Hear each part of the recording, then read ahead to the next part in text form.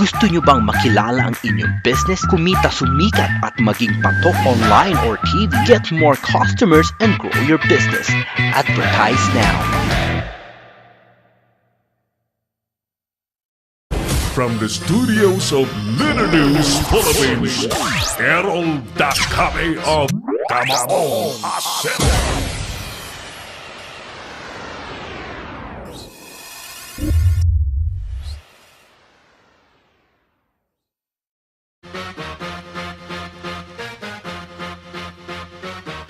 Balik po tayo sa ating pangdaigdigan broadcast ng Kamao Asero sa Little News Philippines.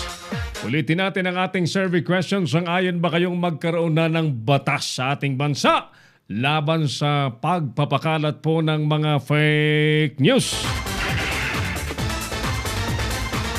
Ang ating mga telepono po, ulitin natin 0927-494-2175 at 0949-736-5000.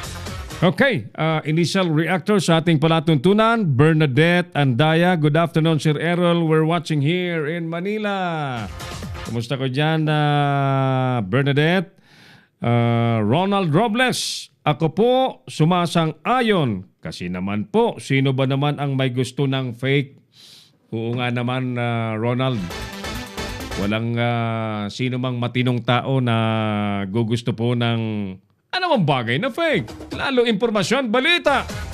Diyos ko po, kapag ka fake news po ang araw-araw, nababasa po ninyo, pagka minsan kahit kasinungalingan, pag araw-araw napapanood, nababasa, parang totoo Parang nagiging tunay at totoo.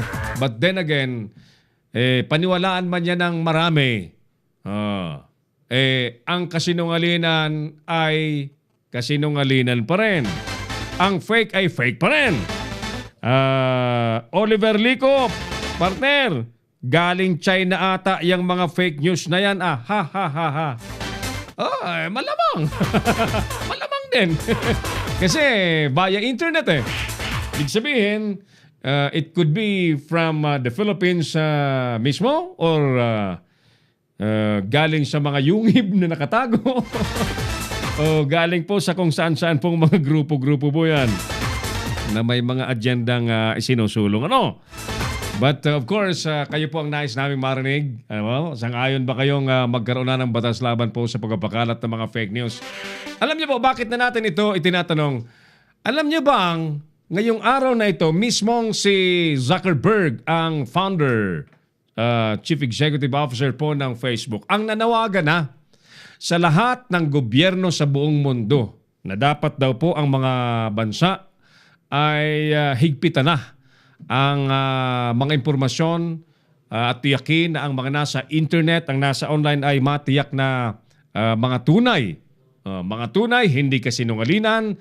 It should not be harmful at hindi po especially sa pagdating po sa election ay yung election credibility ay matiyak. Kasi lalo ngayon sa Pilipinas ay election period. Malapit na po ang halalan sa May 13, 2019. Nako po talaga naman.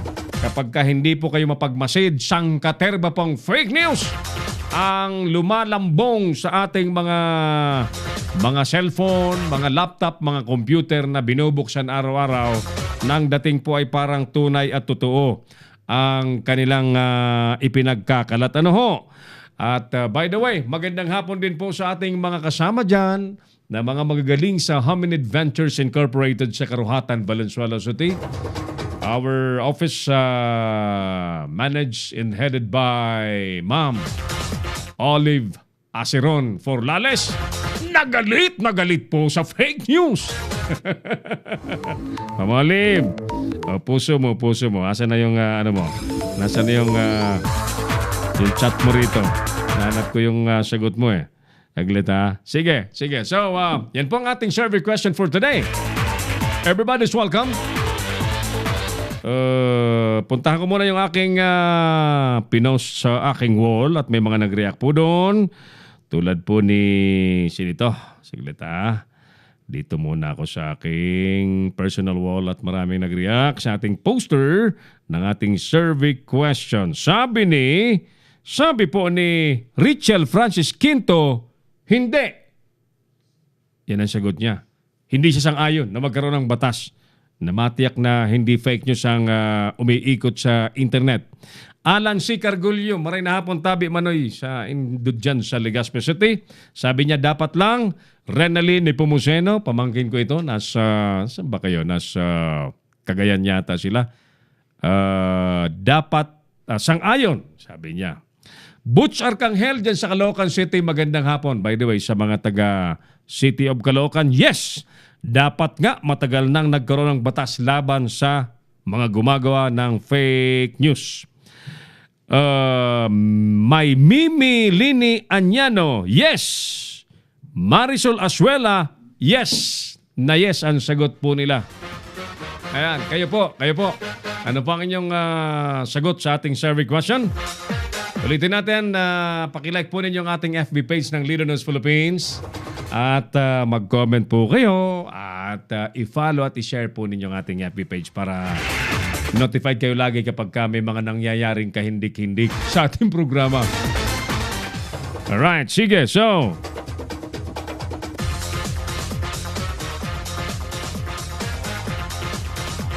pang ilang araw na ba ngayon ng kampanya? They started last Friday, March 29, 30, 31, and today is 1. By the way, ulitin natin ang mga balita ngayong araw na ito ay dito po sa Leader News Philippines ay hindi po kalokohan ha. April Fool's Day ngayon, di ba, Clarence? Oh, kahit April Fool's Day, tinitiyak namin ang mga balita namin dito sa Leader News Philippines ay mga totoo, mga tunay at hindi po fake. Kapag ka April Fool's Day daw, una sa lahat, huwag ka daw magpapautang. Kasi sigurado daw na wala nang bayaran pag nagpautang ka. Totoo ba yun? Saan kayo makapangutang ngayon? Yan ang nakagawian yan pero marami na yata nag-away-away dahil sa ganyan. Oh, sige. By the way, pasalamatan muna natin at patuloy na paabutan ng gratitude ang pamunuan po ng WSEA, ang World Council for Excellence Awards, headed by Dr. Bobby Brimon. Sapagkat last Saturday, mga kaibigan, ay pinarangalan ang Leader News Philippines. Pinarangalan po ang Leader News Philippines bilang Consumer Choice Awardee for 2019 at most outstanding ano nakalagay doon? Most outstanding social media network and television network of the year. Grabe, 2 awards namin last Saturday. Pero humihingi po kami ng dispensa in advance kay Dr. Bobby Brimon sapagkat nataon naman na meron po kaming intensive mobile journalism workshop last weekend, Sabado at Linggo, kaya hindi po namin napuntahan yung awarding ceremony sa Tagaytay City. So, but just the same, mga kaibigan, ang ating pagpapasalamat sa tiwala ng pamunuan po ng WSEA, World Council of Excellence Awards na pinamunuan po ni Dr. Bobby Brimon. Consumer Choice Awards 2019 and Social Media Television Network of the Year. Tindi no? Tindi pala ng Leader News. Salamat, Doc Bobby. Salamat. Pero kami, hindi po namin pinagyayabang yan. Basta kami, nagpapasalamat lang. If you see that we deserve such awards, salamat po sa inyo. Yan. Basta kami, una sa lahat, ang aming advocacy po, mga kaibigan, para malaman po ninyo, we are against fake news.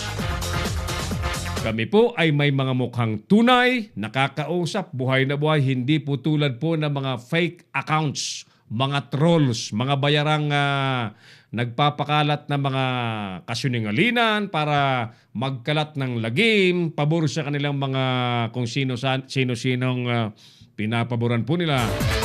Ay, kalaban po yan ng Leader News Philippines, lalo ng programang Kamawang Asero. Alright, pang-apat na araw po ngayon ng kampanya mga suki. So ibig sabihin, painit na painit ang kampanya po sa lokal. But of course, yung kampanya po sa national level ay midway na sila, halos halfway na. Meron nga nagkakaalaman na kung sino talagang malalakas na top 12 at sinong nangungulelat. Halfway na eh. Parang final stretch na po ng mga nangangampanya po sa national level, senatorial candidates at mga party list candidates. Ano? Now, sa panig naman po ng local candidates, pang-apat na araw pa lamang po nila sa loob po ng 45 araw sila'y mangangampanya. Araw-gabi. Para ang mga boto po nating sagrado ay ligawan po nila. So sa ganang akin mga kaibigan sa hapon pong ito, yun pong ating pag-usapang maigi at pakaingatan yung ating nag-iisang sagradong boto. Na pag sinabi pong nag-iisa at sagradong boto, yan po ay dapat pinakaiingatan at kung ibibigay po natin yan ay dun po dapat sa karapat dapat at kwalipikadong-kwalipikado in terms of honesty, integrity, yung compassion, capability, and skills, good governance, proven track record, so on and so forth. Yung mga virtue po ng katapatan sa paglilingkod po sa public office. Bagamat may mga pinuno tayo na hindi daw importante ang pagiging honest, sa atin pong mga matitinong tao ay napakahalaga po ng ang napipili nating mga mamumuno ay mga tapat, hindi magnanakaw, hindi po mga kurap, at mapagkakatiwalaan kahit balumbon po ang perang nakaimbak sa tinatawag nating public coffers. Yan, magandang hapon po sa mga taga Metro Manila, sa mga karatig na probinsya, mga key cities, and special mention sa mga taga Muntinlupa City. Alright, mga taga Muntinlupa kong mahal. Marapat na magkaungsa po tayo sapagkat alam niyo po, nagkakaroon lamang po ng eleksyon ay, tuwing what? Tuwing 3 years? Na kapag magkamali po tayo ng iboboto po natin ay malaking pagsisisi at malaking kawalan na naman sa mga oportunidad at pagkakataon, lalo sa mga serbisyong dapat ay tunay na naidi-deliver po na ipagkakalob sa mga may hirap. Hayaan na natin yung mga mayaman sapagkat yung mga mayaman, hindi naman yan lalapit sa public hospital para magpagamot. Hindi naman yan pupunta sa mga health center para manghingi ng libreng gamot. Hindi naman po yan pipila sa kung ano-anong proyekto para maka-access sila sapagkat they can afford it.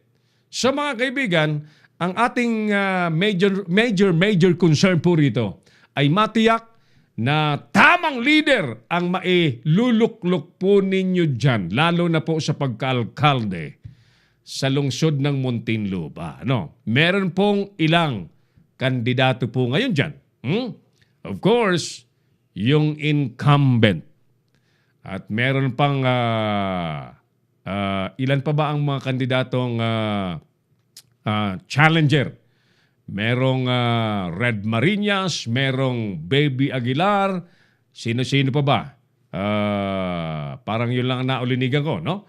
So, meaning, ang pag-usapan natin ngayon at pakaintindihin yung maigi mga suki ay yung qualities na dapat matiyak natin bawat isa ninyo, especially mga nasa Muntinlupa City, na ang mailuluklok ninyo dapat ay hindi po magnanakaw, hindi po mapagsamantala, hindi ho gagamitin ang kapangyarihan ng public office, especially ng mayor's office, para busugin ang sariling bulsa ng kagaw.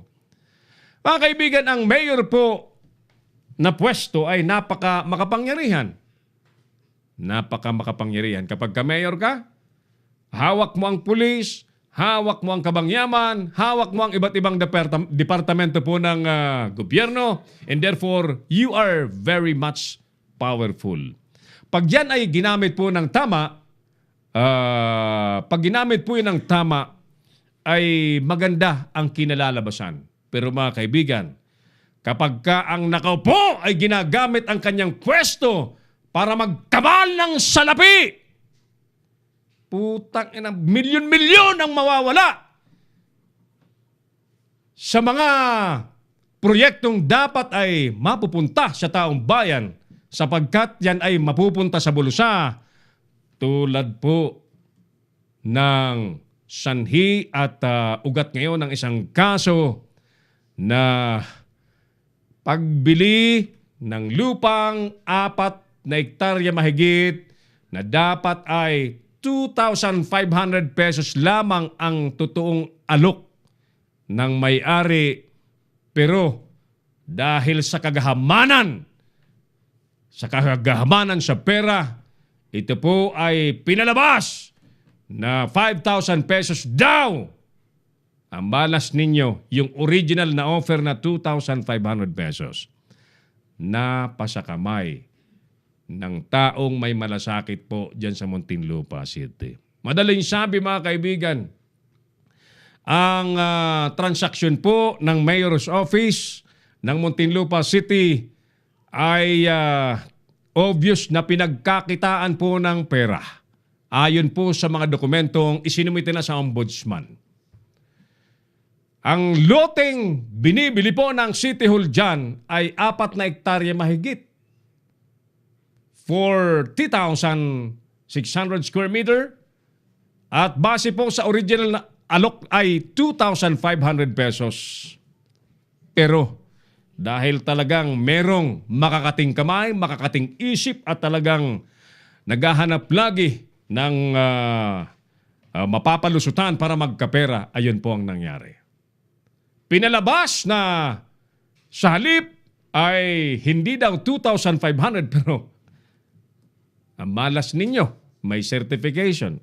Mismo ang galing sa Mayor's Office na there was an offer of 2,500 pesos because that is the true and original offer by the owners na kinasabwat nyo lang para tubuan nyo, i-mark up ninyo, i-jack up ninyo, i-overprice ninyo para kayo'y magkamal ng salapi dyan. Sino ang nagkamal ng salapi? Palagay ko'y hindi naman yung mga konsihal.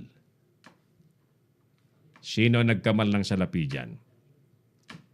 Mga kaibigan, ito ang sad story at sad situation dyan sa Muntinlupa City. Akalain nyo, in-overprice ng additional 65 million pesos. Sa madaling sabi, mga kaibigan, Plunderous Act ang nagawa ng alkalde dyan sa Muntinlupa City na naging mitsa kung bakit siya po ay naharap sa kasong plunder ngayon sa Ombudsman. So kinasabwat po ang may-ari ng lote at sabihin daw mag-offer ulit ng 5,000 pesos at kunyari tatawad yung alkalde po dyan at magkakasundo daw sa kunyari 4,000 pesos. Madaling sabi, from 2,500 na overprice sa pamamagitan ng salamangka ng additional na 1,500 pesos per square meter na kung susumahin po sa dimension, sa sukat po ng lupang 40,600 plus times 4,000 pesos, lumabas po na nag-overprice po yung salamangkero ng 65 million pesos. Ang malas po nila, yung mga dokumento po ay nagkalat. Yung mga dokumento ay hindi po nila naitago. Yan. So mga kaibigan, nakasampa ngayon sa Ombudsman ang kasong plunder. Bakit plunder? Sapagkat ang kasong plunder po ay mga halagang yung sanhi po ng anomalya ay dapat ay 50 million papataas. So therefore, it's not 50 million, it's 65 million pesos. Now, ano ang bottom line ng ating pinag-uusapan ngayon? Ang bottom line, mga kaibigan, ay ang virtue ng dishonesty na nangyari. At ang balita ko, marami pang iba't ibang kaso ang nakasampa patungkol pa rin po sa dishonesty laban sa nakaupong mayor. Now, it is a public knowledge naman na dati na pong na-convict ang mayor ng Muntinlupa City in 1995. Sa parehas pa rin kaso, graft and corruption, mga kaibigan, in 1995. Ang Sandigan Bayan po ay kinonvict ang nakaupong mayor sa kaso po ng mga manumalyang transaksyon at pinasok po nila. So, graft and corruption.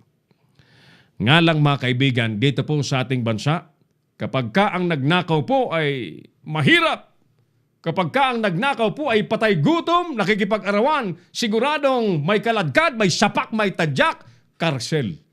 Pero kapag ka ang imbuelto ay maraming pera, alam nyo na po ang mangyayari. Mag-a-appeal sa Court of Appeals, mag-a-appeal sa Supreme Court, magugulat po ang bayan sa halip na makarsel, bigla na lamang pong napapawalang sala. Yan po ang nangyayari po sa ating lipunan. Kaya't ano po ang ating ibig sabihin ngayon? Ang ating ibig sabihin po ngayon ay pakaingat po kayo sa pagpili ng kandidato ngayong halalan. Tiyakin po ninyo na ang mailalagay po ninyo sa inyong mga balot ay wala pong bahid. Wala pong bahid ang pangalan. Hindi po na-convict ng graft and corruption. Wala pong kaso sa ombudsman. Wala pong kaso sa Sandigan Bayan. At malinis dapat ang track record kung nakapaglingkod na. Di po ba? Sa madaling sabi, bakit nyo iboboto ang taong may bahid? Kung may pagpipilian naman kayo ng kandidatong malinis ang pangalan. Well, after all, nasubukan nyo na, di ba? Nasubukan nyo na. So, ulitin ko, pakaingat po kayo sa paglagay ng pangalang isusulat po ninyo sa balota or isisyadan sa mga balota sapagkat ngayon po ay by shading. Tiyakin po ninyo na pumili kayo ng taong walang bahid ang pangalan, malinis ang track record, walang kaso sa ombudsman. Nang sa ganon, mabago po ang mga nangyayari po dyan sa lungsod ng Muntinlupa. Mga suki, balikan ko po kayo pagkalipas ho ng ilang importanteng paalala. Leadership brings out the best in us. We become the best versions of ourselves, leading by example. We learn to live with honor, take pride in our patriotism, and answer the call of duty. A leader doesn't just strive to make a living, but aspires to make a difference. We are trained to let fear be but a precursor to valor, and to thrive and triumph in the face of fear is what it means to be a soldier. But first, we need to make a choice. We must desire to help others, liberate the oppressed, and be a champion of peace. We must choose to inspire a nation worth fighting for. It is a choice that gives a sense of purpose and lifts us to great heights. Destiny waits for no one, and the choice is yours to make. Don't wish. Become.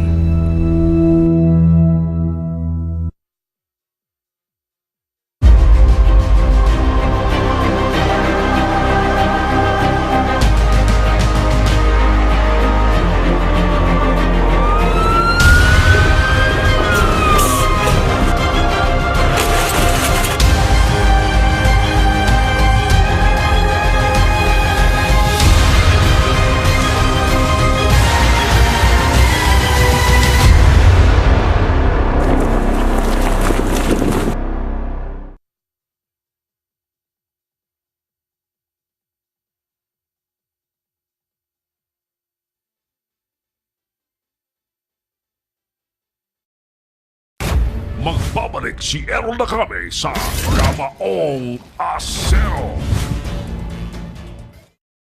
Bring your business over a million TV or online. Reach your target customers anytime, anywhere. Your brand on TV or on the web. Get more customers and grow your business. Advertise now.